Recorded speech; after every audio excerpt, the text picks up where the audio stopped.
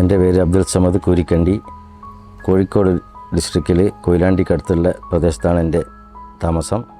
2022 July 26 എനിക്ക് കാലിന് ശക്തമായ വേദന ഉണ്ടായിരുന്നതുകൊണ്ട് പിറ്റേ ദിവസമാണ് ഡോക്ടറെ അടുത്ത് പോയത്.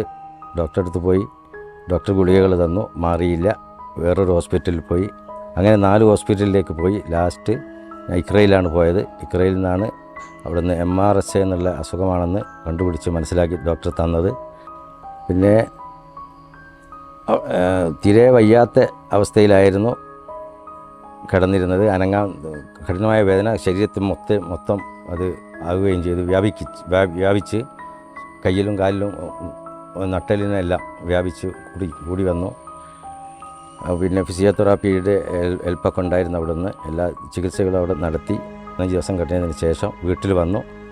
ആൻറ്റിബയോട്ടിക് ഇഞ്ചക്ഷൻ ചെയ്തിട്ട് 22 ഇഞ്ചക്ഷൻ അത് ചെയ്തിരുന്നു. അതിന് ശേഷമാണ് വീണ്ടും ഇപ്പോൾ അതിൻ്റെ ചികിത്സകളൊക്കെ നടന്നുകൊണ്ടിരിക്കുന്നുണ്ട്. വീട്ടിൽ വന്നതിന് ശേഷം വീട്ടംഗങ്ങളുടെ ഭാര്യയുടെയും സഹോദരിയുടെയും മറ്റും സഹായത്തോടു കൂടിയാണ് നടക്കാനൊക്കെ പറ്റിയത്. സാമ്പത്തിക ചെലവ് ഉണ്ടായിരുന്നു. ഇടയ്ക്കിടയ്ക്ക് ഡോക്ടറെ പോയി കാണുന്നുണ്ട്. അത് കണ്ടിന്യൂ ചെയ്യുകയാണ്.